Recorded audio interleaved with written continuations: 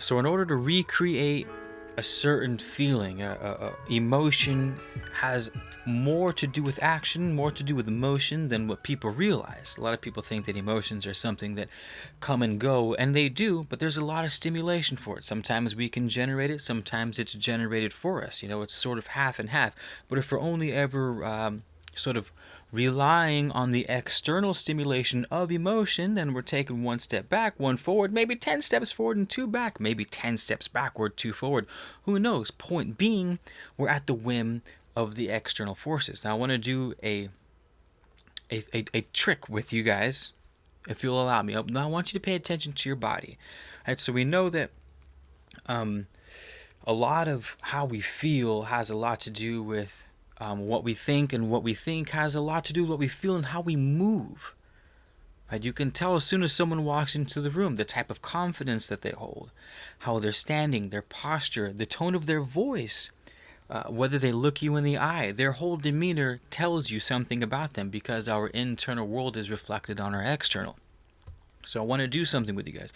I want you to just hope for something. Okay, it's just sort of passively hope for something to happen. This is a lot of times what we do when it comes to our emotions, or it comes to momentum or excitement or something like that. So take the energy of hoping. Whatever it is, something that you really want right now. What do you really want right now at this very moment? Something that's been causing you anxiety, or something that's been causing you stress, or something that's been causing you dis-ease in any way, mind, body, or spirit. Now hope for the thing that it is that will fix that. Hope for it. Now feel what's happening in your body when you're hoping for something. Okay, now switch it. Now, instead of hoping for something, believe that that thing is yours. Believe that it's already yours. Understand that it's yours. Understand that you have the power to get it. Understand that you have the knowledge to get it. Understand that you have everything within your power to accomplish the thing that you want done. Now, when I was doing this earlier today, I was doing this practice this morning, and I was on my way to work, and I noticed when I was hoping, my eyes they lost focus. They were, they're wandering, they were looking. It was sort of I was relaxed and I was hopeful, but I was also sort of passive. Then immediately when I switched to hoping to knowing, my eyes immediately darted directly in front of my vehicle. My neck, I was kind of slouched, shot straight up. I sat straight up. I looked around with focus. There were actually less thoughts in my head other than the task at hand. And this is what happens with this test when a lot of people run it. When we have this feeling of hope, hoping, while a wonderful thing, is very passive. It's very, we're putting power on external force. We're putting power on fate. We're putting power in the gods, or in the alignment of the stars, or some sort of retrograde or not happening in the sky. Not that those things aren't necessary, but it's half the battle. So before we go any further, if you guys are still here this far in the video, would love if you guys would subscribe to the channel, or leave a comment on what you felt when you were doing the hope versus knowing practice. Leave it down below. Share the video if it's helped you, or just share with me how you guys got here. I want to how you guys doing. It's nice to see some new heads out there, and nice to see some old ones too. But anywho, back to the video. So the first part of this was understanding how thoughts obviously can change the external world, but they don't talk about about the practical things of how do the thoughts shape your world. Well, with that little exercise we did earlier, we can see that the thoughts can reorient as much as our posture. There's hundreds of tests. I just read one, I think it was by Harvard, that talked about people that smile for no other reason than smiling. Their body starts to release certain hormones into their bloodstream, respectively. And what do hormones do? Well, they can lead to depression, they can increase stress levels, they can decrease stress levels, they can increase dopamine and serotonin, happy feelings.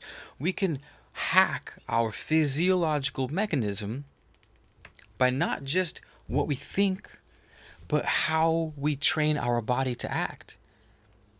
This is why I love working out so much, because when I work out, physiologically, because I have to, as long as you're working out proper, when you work out and your form is right, if you're doing lat pulls, if you're doing bench presses, if you're doing squats and your form is proper, the idea is to build strength in your body. You walk a little straighter. You're more in tune with the movements of your body. You're stretching. You're sweating. You're breathing more than you ever have. You're using parts of your lungs that you didn't know exist. Your throat is on fire. You're feeling parts of your body you didn't know existed. For some of you, if you've never worked out before, you're going, what? I'm sore in places I didn't know I could be sore. You are more in your body. You walk with more confidence, not because you are confident, but because each step is a meaningful step. Everything that you look at, the breath you take is a thoughtful breath. The strength that you feel in your body reverberates. You start building will. This is another thing when people say, what's a good way to be more happy? Well, happiness is progress. Happiness is a bunch of things, but a very easy, an extremely easy way to create happiness is to accomplish things. And I know that might be contrary to the sort of spiritual world, etc. You don't need you're good enough as you are. I get that, and you are. But we're not here to be stagnant. We're here for growth. Just to say you're not going to change is ridiculous. We all know that. We also preach that in spirituality, that change is the only constant. So if change is the only constant, which direction do you want to change in? You want to raise the frequency or do you want to lower it? Because you can't stay still. You can try, but to the detriment of all life will you stand still. At risk of an extreme catastrophe will you stand still. There's always a balance. Think of a dam. You're sure you can stop a river by building a dam, but unless you put in an extraordinary amount of energy to that dam, when that dam collapses, you will have a catastrophe. And that's what happens with the body. You cannot avoid change. But what you can avoid is a negative direction of that change.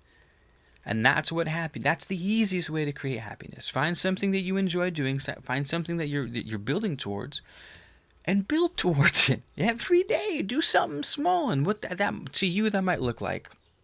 Some of us just getting out of bed. Some of us are so goddamn distraught and depressed that we can't even get out of bed. We can't even make our own breakfast. We can't even prepare our own meals. We have to make suffice with fast food. And if we don't want to spend money on fast food, we have to spend a fortune on good quality food, because we just don't have it in us to prepare our own food, to go through the ritual that is food preparation. And good water, and making stuff from scratch, and preparing your herbs, and making a nice proper ritual out of stuff that takes energy. But a lot of us don't even have that. So just do something small. I mean, I'm recording an audiobook right now, and it's like just at least a chapter a day. In fact, I get done with the chapter and I walk out of the den. This is my den. I walk out of the den and the sun is setting and I'm like, fuck. Nice. Just the accomplishment, the growth. That's all we want. That's all it takes. And that's why, people will fall into, that's why we fall into drugs. And that's why we fall into these negative habits and patterns. It's not because we're trying to sabotage ourselves or something. It's because the mind is always trying to make us feel better. It's this fight or flight thing that we can't escape. It's the monkey, it's the reptilian mind. It's just someone neurologically spoken can say it better than I. But that's what our mind does. It wants us to be happy, taken care of.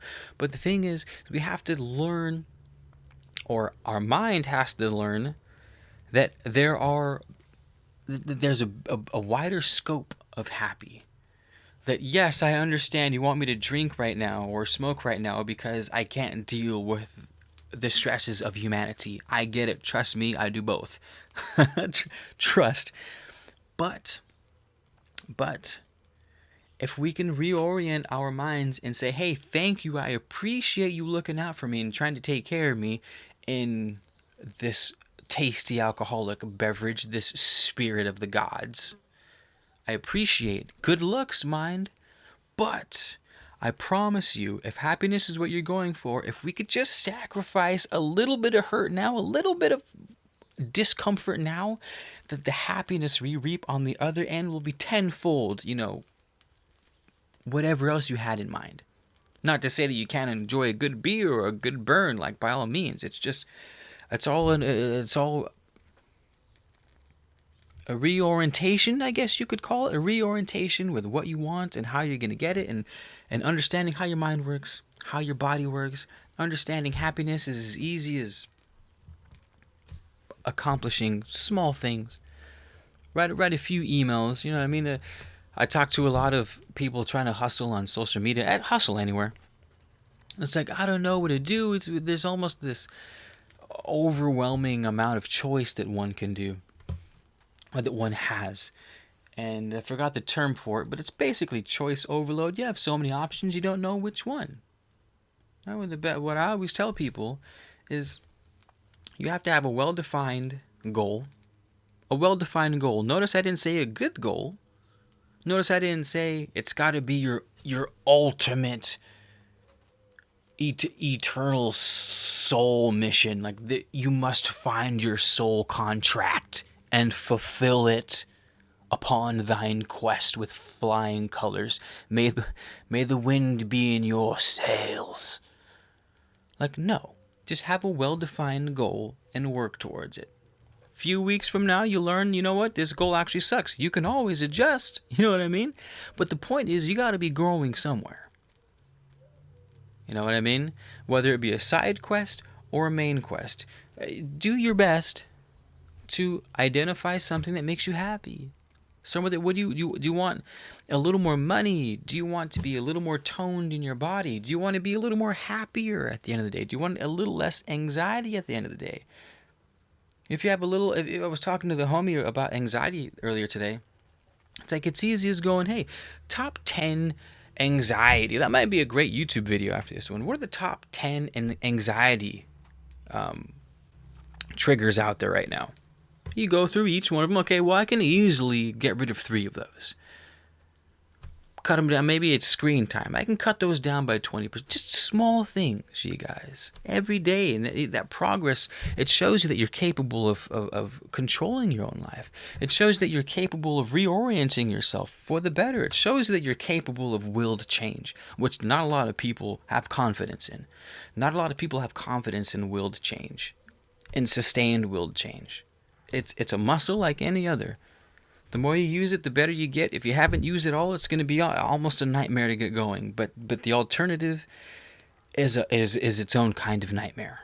You know what I mean? At least you get to pick your nightmare. So, anywho, thank you guys for being here. Thanks for hanging out. I am your host, Keith. Sorry, I forgot to introduce myself. Man of letters, knowledge, information, and entertainment. You know how we do it. If you're new, feel free to subscribe to the channel. I've got a lot of cool stuff coming up, and I think that's it. Thank you guys so much. I'll see you in the next video. All right, peace out.